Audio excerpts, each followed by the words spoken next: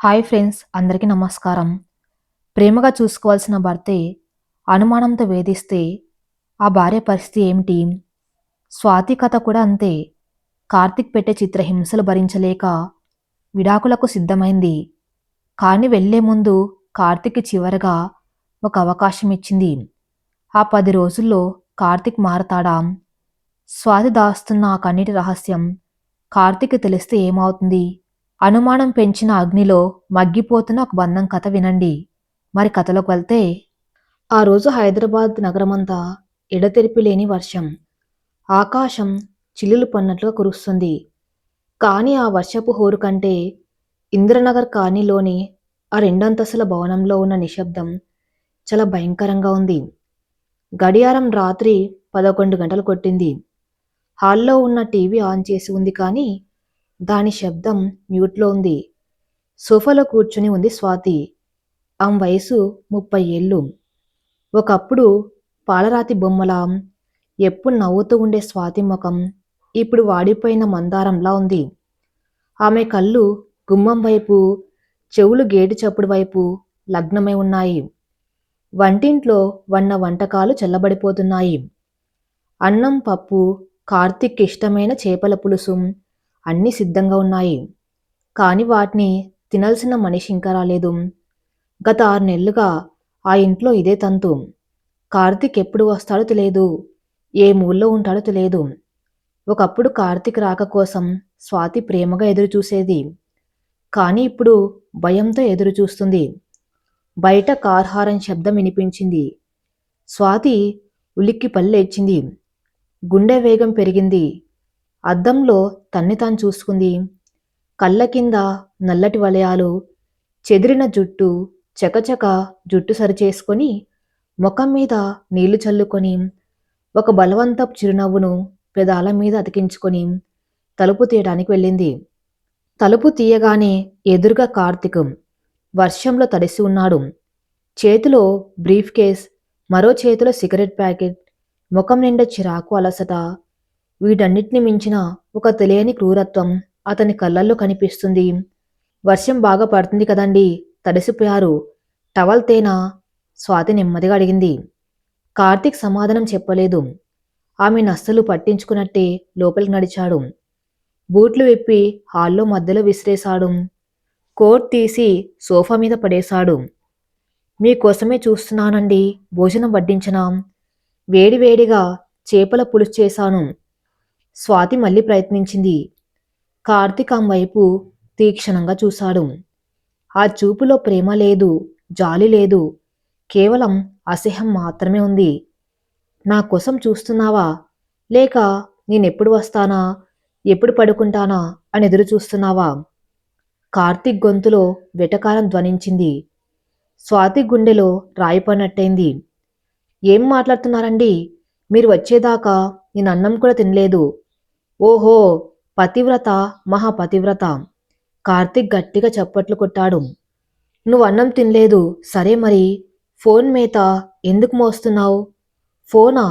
స్వాతి అర్థం కాక చూసింది. అవును, ఫోనే. నేను వచ్చేసరికి నీ ఫోన్ ఎక్కడుంది? సోఫా కుషన్ కింద దాచావు కదా. నేను చూడలేదనుకున్నావా? నేను లోపలికి రాగానే అంత కంగారుగా ఫోన్ ఎందుకు దాచావు? ఎవడు మెసేజ్ చేశాడు ఈ టైంలో? లేక ఏ ప్రియుడు గారు గుడ్ నైట్ చెప్పాడా? కార్తీక్ ఒక్కో మాట ఒక్కో తూటలా పేలుతూ ఉంటే స్వాతి తట్టుకోలేకపోయింది. కార్తీక్, ప్లీజ్ నా క్యారెక్టర్ని అనుమానించకండి. మా అమ్మ ఫోన్ చేసింది. మీరు వస్తున్నారని చెప్పి పెట్టేశాను. అంతే తప్ప అమ్మే, ఎప్పుడు ఆ అమ్మే అడ్డు. అబద్ధం చెప్పడం బాగా నేర్చుకున్నావు స్వాతి.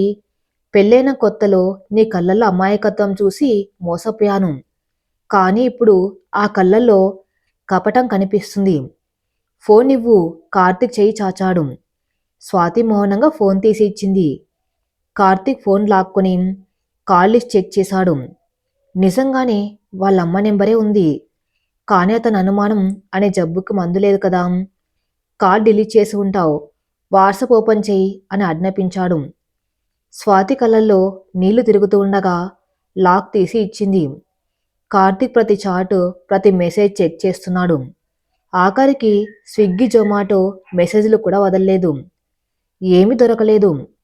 అయినా సరే అతని అహం చల్లారలేదు. ఫోన్ని సోఫా మీద విసిరేసి, ఈరోజు దొరక్కపోవచ్చు, కానీ ఏదొక రోజు దొరుకుతావు, అప్పుడు ఉంటుంది నీకు అని బెడ్రూంలోకి వెళ్ళిపోయాడు. స్వాతి అక్కడే నేల మీద కూలపడిపోయింది. గోడకు తల ఆనించి శబ్దం బయటకు రాకుండా నోరు అదింపెట్టుకుని ఏడ్చింది. ఐదేళ్ల క్రితం తను దేవతలా చూసుకున్న మనిషేనా ఇతను? స్వాతి కళ్ళు మూసుకుంది. మనసు 5 ఏళ్లు వెనక్కి ప్రయాణించింది. అది వైజాగ్ ఆర్కే బీచ్ సాయంత్రం వేళ. చల్లని సముద్రపు గాలి. స్వాతి తన స్నేహితులతో కలిసి బీచ్లో నడుస్తుంది. అప్పుడే ఆమె చున్నీ ఎగిరి పక్కనే కూర్చున్న ఒక యువకుడి ముఖం మీద పడింది. అతన్ని కార్తిక్. చున్ని తీసి చూస్తూ కార్తిక్ ఆమెను చూసిన ఆ చూపు స్వాతికి ఇంకా గుర్తుంది. ఆ చూపులో ఆరాధన ఉంది. మీ చున్ని గాలికి ఎగిరితే పట్టుకోవచ్చు, కానీ మనసు ఎగిరితే ఏం చేయాలి అని కార్తిక్ నవ్వుతూ అన్న మాటలకి స్వాతి బుగ్గలు ఎర్రబడ్డాయి.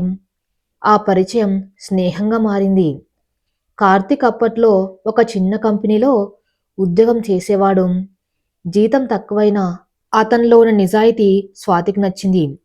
స్వాతి, నేను ధనవంతుని కాదు, నిన్ను కారులో తిప్పలేకపోవచ్చు, కానీ నా స్కూటీ మీద ఎక్కించుకొని లోకమంతా చూపిస్తాను. నీ కంట్లో కన్నీరు రాకుండా చూసుకుంటాను. నన్ను పెళ్లి చేసుకుంటావా అని మోకాళ్ళ మీద కూర్చొని ప్రపోజ్ చేశాడు. స్వాతి ఇంట్లో ఒప్పుకోలేదు. ఆమె తండ్రి పెద్ద గవర్నమెంట్ ఆఫీసర్. ఆ చిల్లర ఉద్యోగం చేసేవాడికి నా కూతుర్నివ్వను అని తెగేసి చెప్పారు.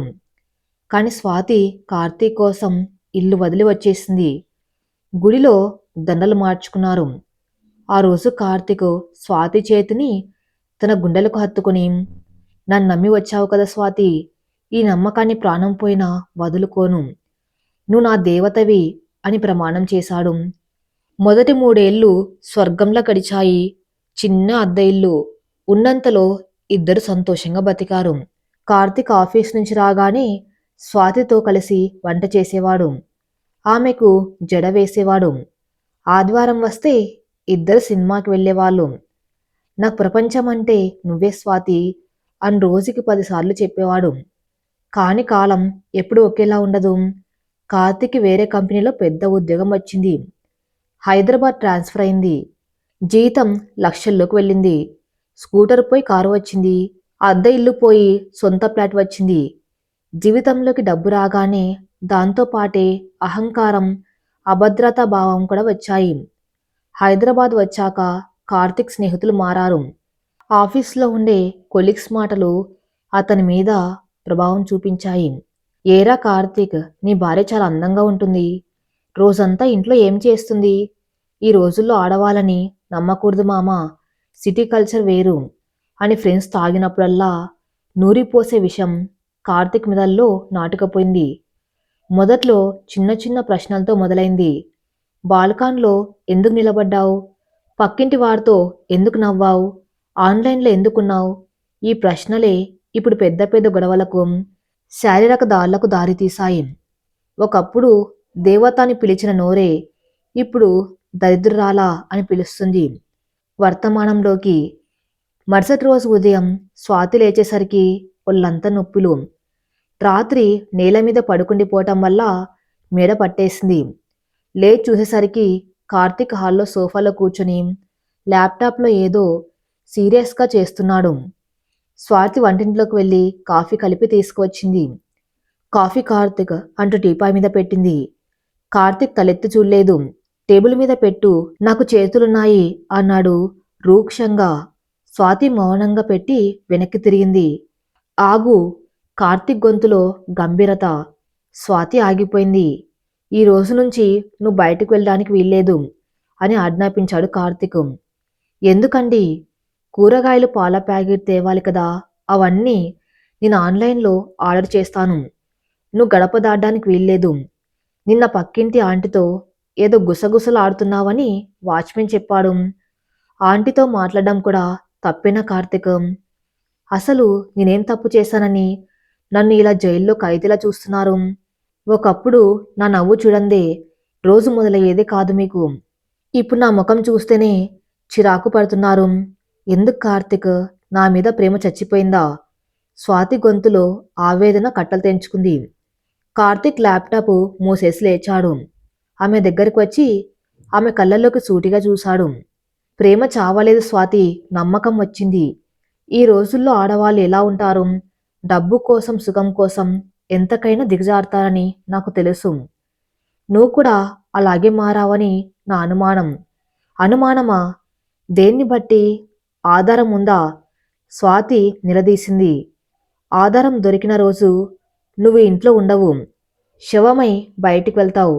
గుర్తుపెట్టుకో అని చెప్పి ఆఫీస్ బ్యాగ్ తీసుకుని వెళ్ళిపోయాడు. వెళ్తూ వెళ్తూ బయట గేటుకు తాళం వేసి వెళ్ళాడు. గేటు తాళం వేస్తున్న శబ్దం విని స్వాతి కుప్పగూలిపోయింది. తన సొంత ఇంట్లోనే తను బందీ. తన భర్తే తన జైలర్. ఆమెకు ఏడవటం తప్ప వేరే మార్గం కనిపించలేదు. తన తండ్రి గుర్తొచ్చాడు. వాణ్ణి పెళ్లి చేసుకోవద్దమ్మా, వాణ్ణి నిన్ను సుఖపెట్టలేడు నాన్న మాటలు గుర్తొచ్చాయి. అప్పుడు ఆయన డబ్బు గురించి అన్నారేమో కానీ ఇప్పుడది మనశ్శాంతి గురించి అని అర్థమవుతుంది. మధ్యాహ్నం 1 గంట. స్వాతి ఇంట్లో ఒంటరిగా ఉంది. ఆకలి వేస్తున్నా తినబుద్ధి కావట్లేదు. అప్పుడే ఆమె ఫోన్ మోగింది. అన్నయ్య దగ్గర నుంచి వీడియో కాల్. స్వాతి కళ్ళు తుడుచుకొని ముఖం సరిచేసుకుని కాల్ లిఫ్ట్ చేసింది. ఏమి చిట్టి తల్లి, ఎలా ఉన్నావు?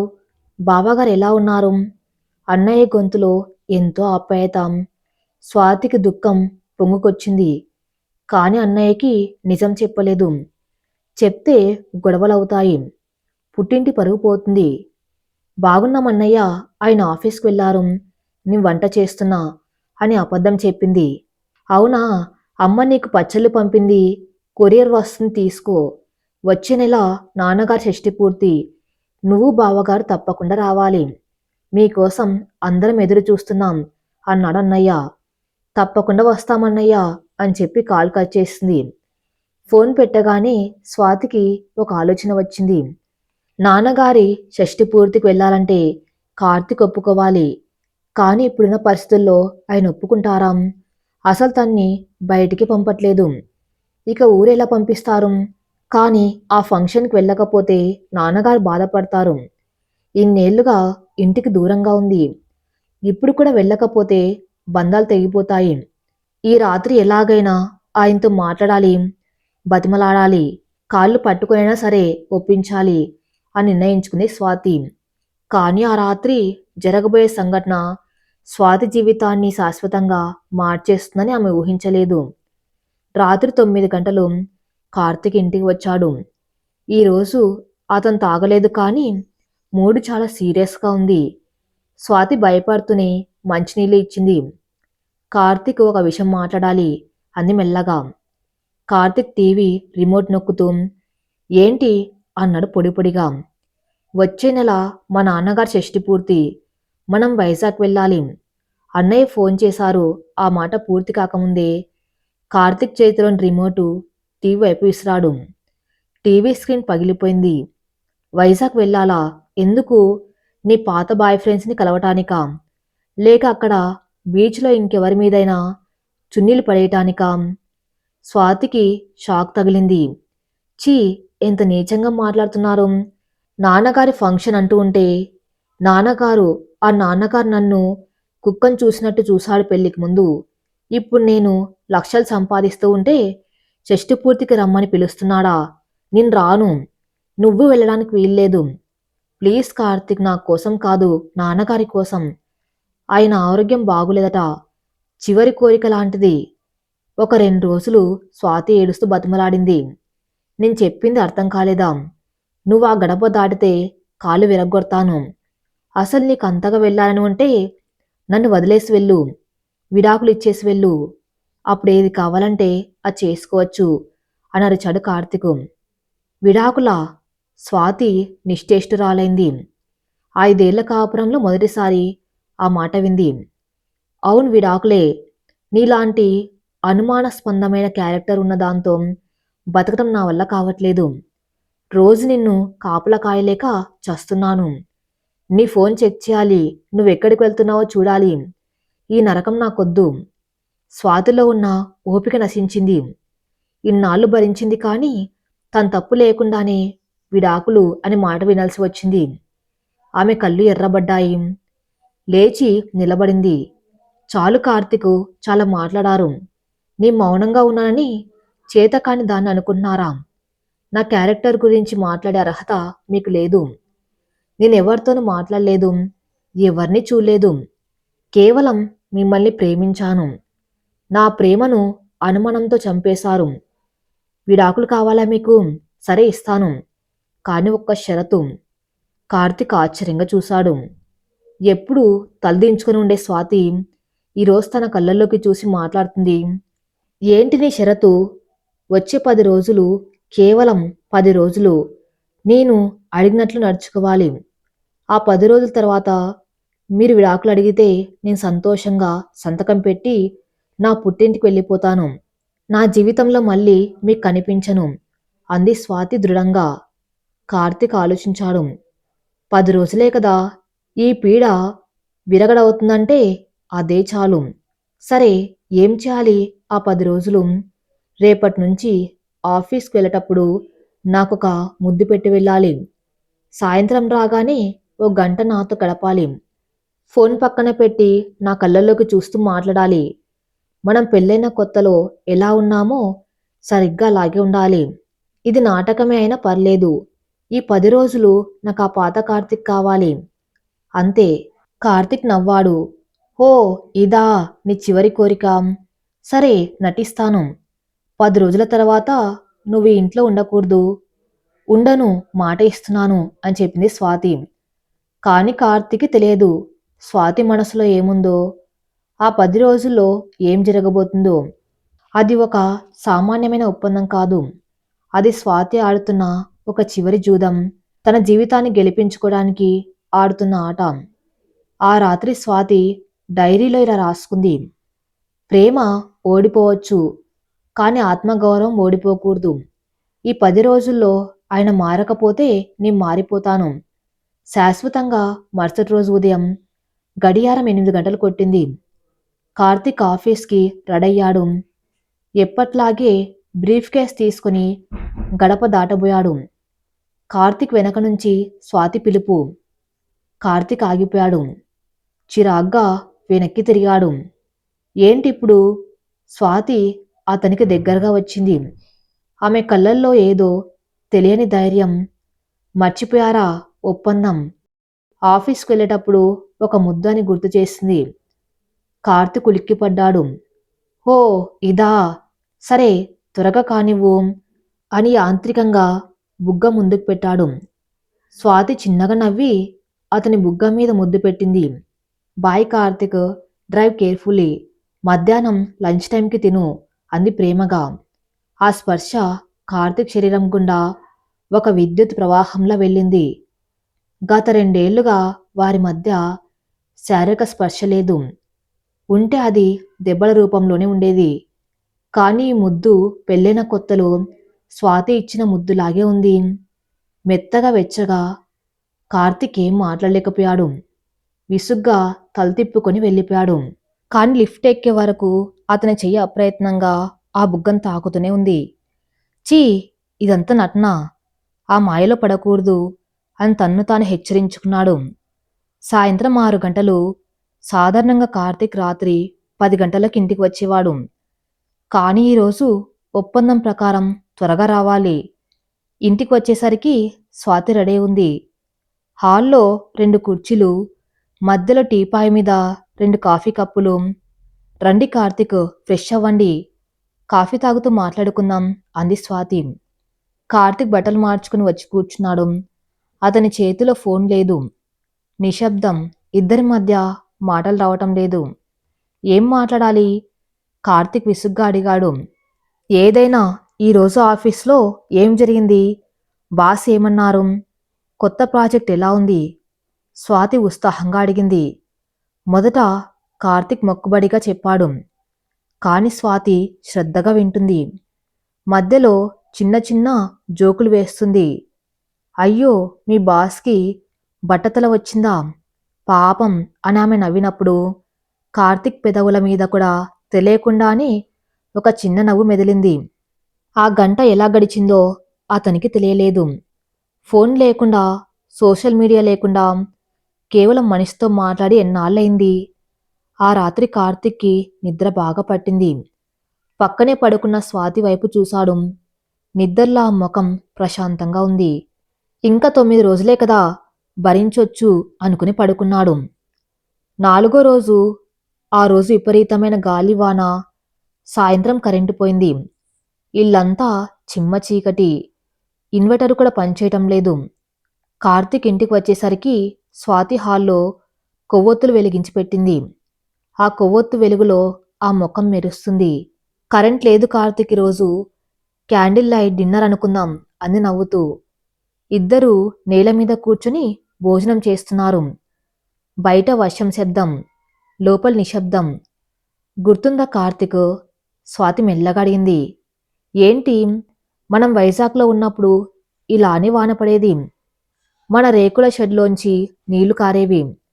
మనం గిన్నెలు పెట్టేవాళ్ళం. అప్పుడు మన దగ్గర ఇన్వర్టర్ లేదు, ఏసీ లేదు.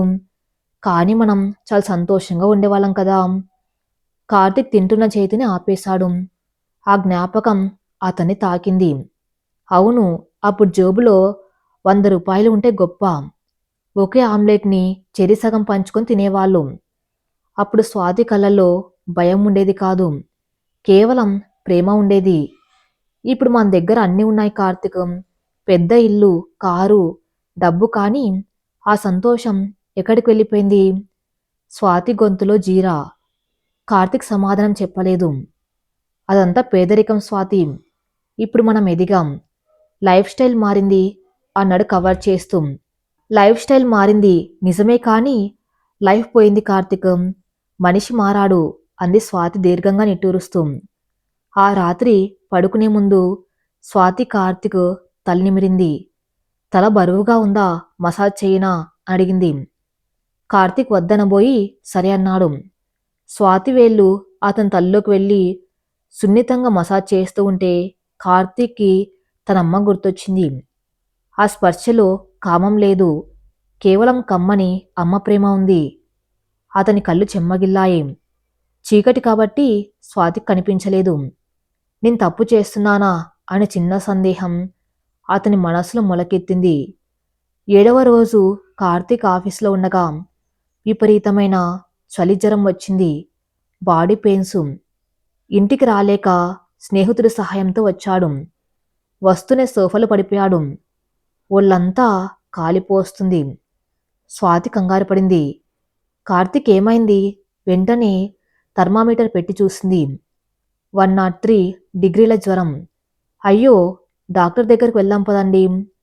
వద్దు, నాకు ఓపిక లేదు, టాబ్లెట్ ఇవ్వు చాలు అని ముడుచుకొని పడుకున్నాడు కార్తీక్. ఆ రాత్రంతా నరకం. కార్తీక్ చలికి వణుకుతున్నాడు. వాంతులు చేసుకున్నాడు. స్వాతి ఒక్క క్షణం కూడా నిద్రపోలేదు. అతని పక్కనే కూర్చొని తడిగుడ్డతో నుదుటి మీద తుడుస్తూనే ఉంది. అతను వాంతులు చేసుకుంటే అసహించుకోకుండా శుభ్రం చేసింది. వేడివేడి గంజి కాచి స్పూన్తో తాగించింది. అతను చలికి వణుకుతూ ఉంటే దుప్పటి కప్పి తన శరీరపు వెచ్చదనాన్ని అందిస్తూ అతన్ని గట్టిగా హత్తుకుని పడుకుంది. అర్ధరాత్రి కార్తీక్కి మెలకువ వచ్చింది. జ్వరం కొంచెం తగ్గింది. కళ్ళు తెరిచి చూస్తే స్వాతి కూర్చులో కూర్చుని తలవాల్చి నిద్రపోతుంది. ఆమె చేతిలో మందుల షీట్ ఉంది. ఆమె కళ్ళ కింద నిద్రలేని తాలూకు చారలు స్పష్టంగా కనిపిస్తున్నాయి. కార్తీక్ ఆమెను చూస్తూ ఉండిపోయాడు. ఈమెనా నన్ను మోసం చేసింది? ఈమెనా పరాయి మగాడి కోసం పాకులాడేది? నా వాంతులు క్లీన్ చేసి నాకు సేవ చేస్తున్న ఈ చేతులు మోసం చేయగలవా? అతని అంతరాత్మ గట్టిగా ప్రశ్నించింది. నువ్వు మూర్ఖుడు కార్తీకం, వజ్రాన్ని చేతిలో పెట్టుకుని రాయనుకుంటున్నావు అని ఎవరో చెవిలో చెప్పినట్టు అనిపించింది. కార్తీక్ మెల్లగా లేచాడు. పక్కనే టీపాయ్ మీద స్వాతి ఫోన్ ఉంది. పాత అలవాటు అనుమానం అనే జబ్బు మళ్ళీ తలెత్తింది. నిజంగానే మంచిదా, లేకపోతే ఎంత డ్రామానా? స్వాతి నిద్రపోతుంది కదా అని మెల్లగా ఫోన్ తీసుకున్నాడు. పాస్వర్డ్ అతనికి తెలుసు. గతంలో తనే బలవంతంగా తెలుసుకున్నాడు. ఓపెన్ చేశాడు. వాట్సాప్ క్లీన్గా ఉంది. కాల్ లిస్ట్ క్లీన్గా ఉంది. అప్పుడు నోట్స్ యాప్ ఓపెన్ చేశాడు. అందులో వందల కొద్దీ నోట్స్ ఉన్నాయి. టైటిల్స్ చూసి ఆశ్చర్యపోయాడు. నా కార్తీక్ ఇష్టమైన వంటలు. ఆయన కోపం తగ్గాలంటే ఏం చేయాలి? మా అమ్మకి రాయని లేఖలు. నా బిడ్డకి చెప్పుకునే ఊసు. కార్తీక్ చేతులు వణికాయి. నా బిడ్డకు చెప్పుకునే ఊసు అని నోట్ ఓపెన్ చేశాడు. అందులో ఇలా రాసి ఉంది. తేదీ పోయిన సంవత్సరం అక్టోబర్ 15.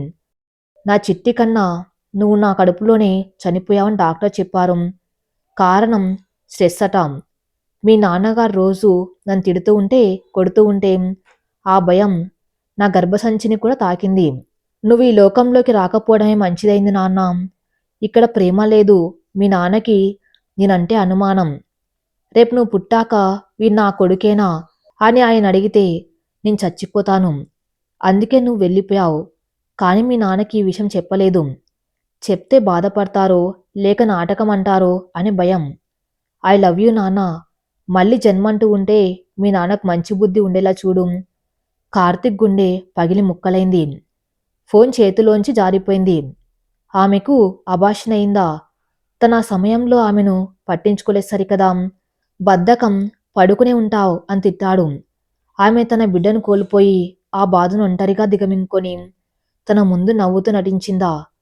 కార్తిక్ కళ్ళ నుంచి కన్నీళ్లు వరదల పొంగాయి.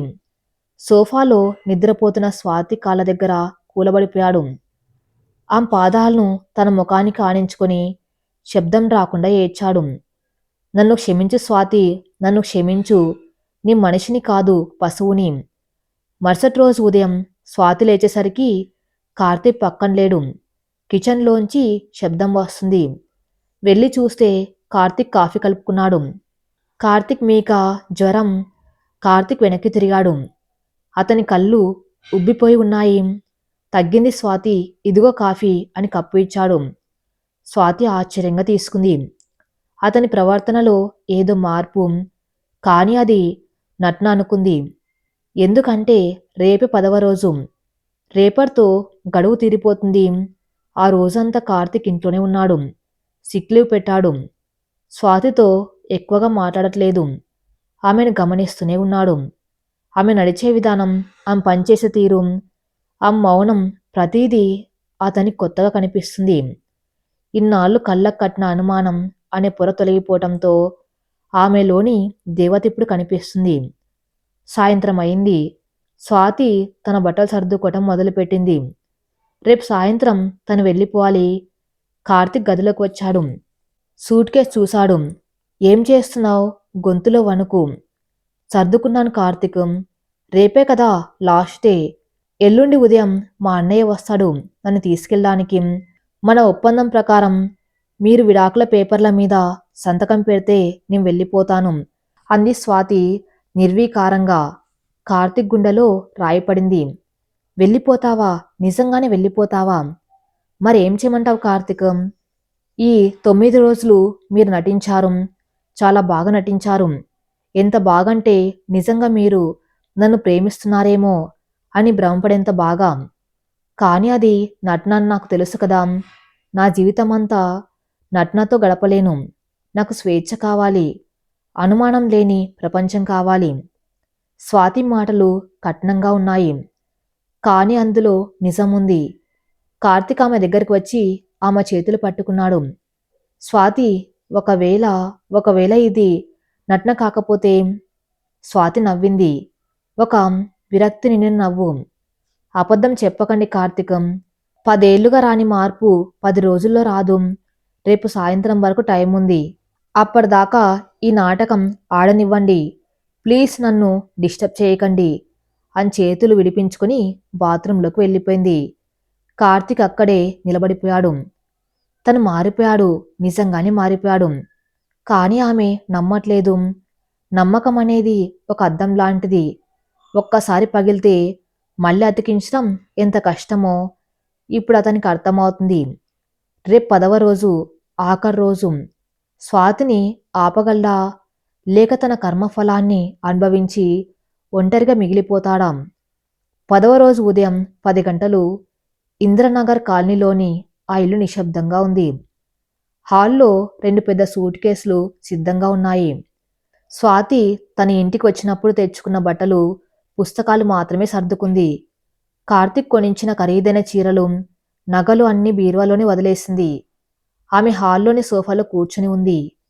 ఆ ముఖంలో ఎలాంటి భావం లేదు. బాధ, కోపం, ఆనందం అన్నీ చచ్చిపోయి ఒక శూన్యం మిగిలింది. ఇంకొక గంటలో అన్నయ్య వస్తాడు. ఈ నరకం నుంచి విముక్తి లభిస్తుంది అనుకుంది మనసులో. కార్తీక్ బెడ్రూమ్లో ఉన్నాడు. అతను ఆఫీస్కి వెళ్ళలేదు. ఉదయం నుంచి బయటకు రాలేదు. తలుపు వేసుకొని లోపలే ఉన్నాడు. స్వాతి గడియారం వంక చూసింది. బహుశా విడాకుల పేపర్లు రెడీ చేస్తున్నారేమో, లేదా లాయర్తో మాట్లాడుతున్నారేమో అని అనుకుంది. సరిగ్గా 10:30కి బెడ్రూమ్ తలుపు తెరుచుకుంది. కార్తీక్ బయటకు వచ్చాడు.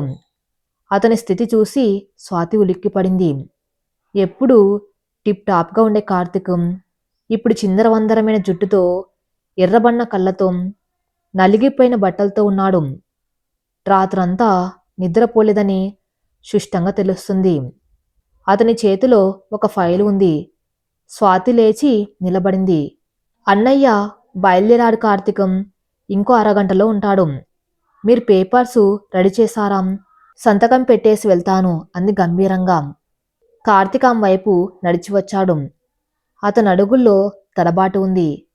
ఆమెకు ఎదురుగా నిలబడి చేతిలోని ఫైల్ని ఆమె చేతిలో పెట్టాడు. తెలుసుకో స్వాతి, నువ్వు అడిగిన విముక్తి ఇందులో ఉంది అన్నాడు బొంగురుపోయిన గొంతుతో.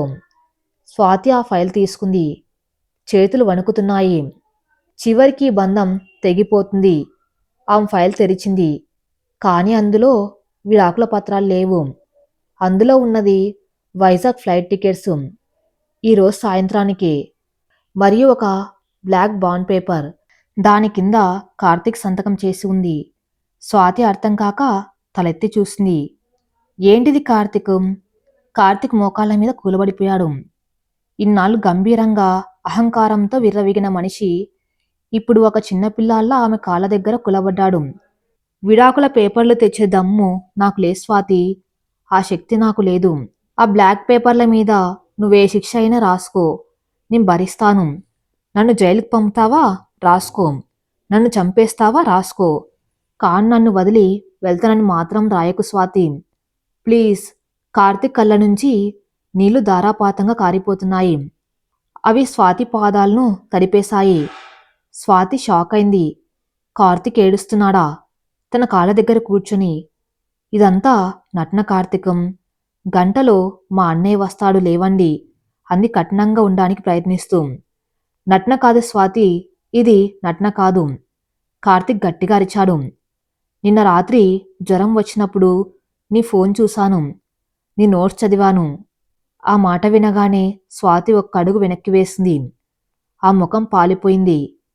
తన అతి పెద్ద రహస్యం అతనికి తెలిసిపోయిందా? కార్తీక్ ఏడుస్తూనే మాట్లాడడం మొదలుపెట్టాడు. అక్టోబర్ 15 మన బిడ్డ చనిపోయిన రోజు. ఆ రోజు నేను ఆఫీస్ పార్టీలో తాగి వచ్చి నీ మీద అరిచాను. నువ్వెందుకు ఏడుస్తున్నావు, ఎవరి కోసం ఏడుస్తున్నావు అని నిన్ను కొట్టాను. కాన్ను కడుపులో చనిపోయిన మన బిడ్డ కోసం ఏడుస్తున్నావని నాకు తెలియదు స్వాతి. ఎంత పాపాత్ముని నేను. నా అనుమానం అనే విషం నా రక్తాన్ని చంపేసింది. నేనొక హంతకుణ్ణి స్వాతి. స్వాతి కళ్ళల్లో నీళ్లు సుల్లుగా తిరిగాయి. ఆ రోజు తన పన్న బాధ, ఆ ఒంటరితనం మళ్ళీ గుర్తొచ్చాయి. ఇప్పుడు గుర్తొచ్చిందా కార్తీకం? ఆమె గొంతులో ఆవేదన కట్టలు తెంచుకుంది. నా బిడ్డ పోయినప్పుడు నేనెంత భయపడ్డానో తెలుసా? మీకు చెప్తే ఆ బిడ్డ నాది కాదంటారేమో అని భయపడ్డాను. ఒక భార్యకి ఇంతకంటే నరకం ఉంటుందా?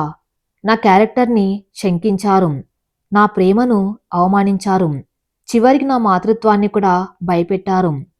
నన్ను క్షమించు అనను స్వాతి. ఆ అర్హత నాకు లేదు. కార్తీక్ నేల మీద తల బాదుకున్నాడు. కాని ఒక్క అవకాశం ఇవ్వు. నీ కడుపున పుట్టవలసిన బిడ్డను చంపేశాను. ఇప్పుడు ఆ బిడ్డగా నేను మారతాను. ఆ బిడ్డ నన్ను ఎలా చూసుకునేవాడో అలా చూసుకుంటాను. నీకు భర్తగా కాదు, ఒక బానిసగా బతుకుతాను. ప్లీజ్ వెళ్ళిపోకు. ఆ గదిలో కేవలం కార్తీక్ ఏడుపు శబ్దం మాత్రమే వినిపిస్తుంది. స్వాతి అతని వైపు చూసింది. అతని పశ్చాత్తాపం నటన కాదని ఆమెకు అర్థమైంది. మనిషి మారాడు, కాని మనస్సుకి తగిలిన గాయం ఇంకా మానలేదు. అప్పుడే డోర్ బెల్ మోగింది. టింగ్ టాంగ్. స్వాతి, అన్నయ్య వచ్చాడు. కార్తీక్ ఉలిక్కిపడ్డాడు. లేచి నిలబడ్డాడు. కళ్ళు తుడుచుకున్నాడు. మీ అన్నయ్య వచ్చాడా? నిర్ణయం నీదే స్వాతి. నువ్వెళ్తానంటే అడ్డు చెప్పను. ఆ బ్లాక్ పేపర్ మీద విడాకులు అని రాసి వెళ్ళిపో. నీ సంతకం చేశాను కదా, కోర్టులో అదే ఇస్తాను. కానీ నువ్వు వెళ్ళిపోయాక నీ బతుకుంటానన్న గ్యారంటీ లేదు అని చెప్పి కార్తీక్ వెళ్ళి తలుపు తీశాడు. ఎదురుగా స్వాతి, అన్నయ్య రఘు. ఏంటి బావగారు ఇంతసేపు? స్వాతి రెడీనా అని లోపలికి వచ్చాడు. హాల్లో ఉన్న సూట్ కేసులు చూసి, ఓ సర్దేసుకున్నావా తల్లి, పద వెళ్దాం.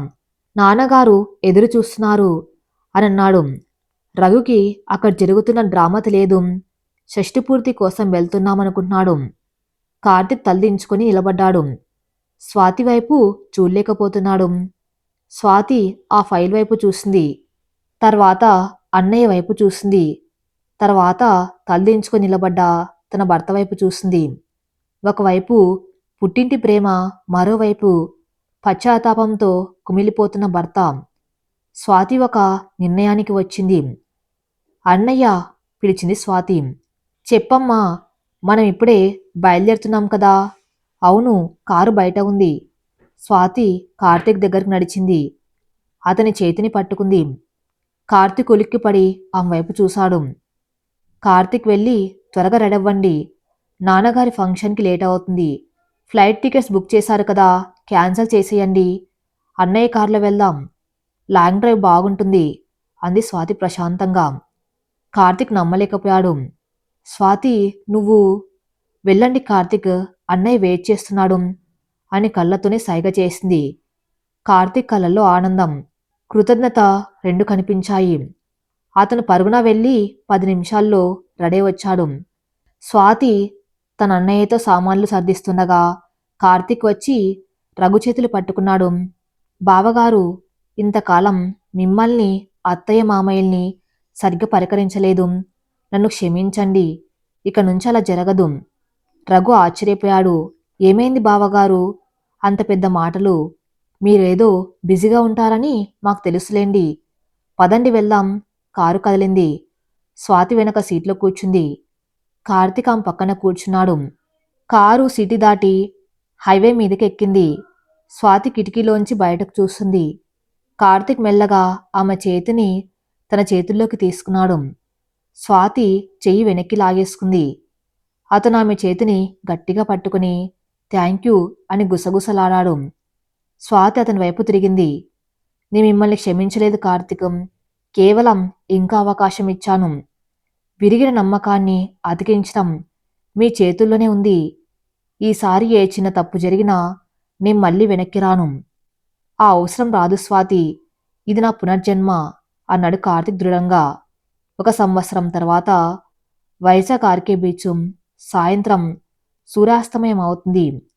సముద్ర పలలు కాళ్ళను తాకి వెనక్కి వెళ్తున్నాయి. అదే ప్లేస్ 5 ఏళ్ల క్రితం కార్తీక్ స్వాతిని మొదటిసారి కలిసిన ప్లేసు. కానీ ఈసారి వాళ్ళిద్దరే కాదు. కార్తీక్ ఇసుకలో కూర్చుని ఉన్నాడు. అతని ఒళ్ళో ఒక చిన్న పసిపాప, 3 నెలల పాప ఉంది. చూడు నాన్న, సముద్రం ఎంత పెద్దగా ఉందో అని కార్తీక్ ఆ పాపకు చూపిస్తున్నాడు. పక్కనే స్వాతి నిలబడి వాళ్ళిద్దరినీ చూస్తుంది. ఆ ముఖంలో ఇప్పుడు ఆ పాతకల వచ్చింది. ఆ నవ్వు వెనక్కి వచ్చింది. గత 1 సంవత్సరంలో కార్తీక్ పూర్తిగా మారిపోయాడు. హైదరాబాద్లో ఆఫీస్ టైమింగ్స్ మార్చుకున్నాడు. సాయంత్రం 6 కాగానే ల్యాప్టాప్ మూసేసి ఇంటికి వచ్చేవాడు. స్వాతికి నచ్చిన టైలరింగ్ బిజినెస్ పెట్టుకోవడానికి లోన్ తీసుకున్నాడు. ఇప్పుడు స్వాతి ఒక చిన్న బోటికి నడుపుతుంది. ఆమెనెంతో గౌరవంగా చూసుకున్నాడు. అనుమానం అనే మబ్బు విడిపోయింది. ప్రేమ అనే సూర్యుడు మళ్ళీ ఉదయించాడు.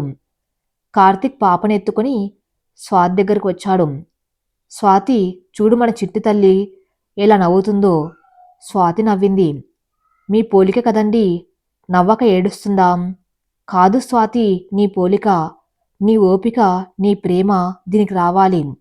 నా కోపం, నా మూర్ఖత్వం దీనికి రాకూడదు అన్నాడు కార్తిక్ ఎమోషనల్గా. స్వాతి అతని భుజం మీద చెయ్యి వేసింది. గతం గతహ కార్తిక్. ఇప్పుడు మన ముందు అందమైన భవిష్యత్తు ఉంది. దాన్ని చూద్దాం. ఇద్దరు కలిసి అస్తమిస్తున్న సూర్యుడి వైపు చూశారు. వారి నీడలు ఇసుక మీద ఒకటిగా కలిసిపోయాయి. అనుమానం అనేది క్యాన్సర్ లాంటిది. అదొక్కసారి మనసులో పుడితే ప్రేమను, బంధాన్ని, ప్రశాంతతను తీసేస్తుంది. మీ పార్ట్నర్స్ని ప్రేమించడం కంటే ఎక్కువగా నమ్మండి. ఎందుకంటే ప్రేమ లేకపోయినా బతకొచ్చు, కానీ నమ్మకం లేకుండా క్షణం కూడా బతకలేము. జీవితం చాలా చిన్నది. దాన్ని అనుమానాలతో నరకం చేసుకోకండి. ప్రేమించండి, క్షమించండి, జీవించండి. ఈ కథ ఇంతటితో సమాప్తం. మరిన్ని మంచి స్టోరీస్ కోసం నా ఛానల్ని ఫాలో అవుతూ ఉండండి. Thank you for listening.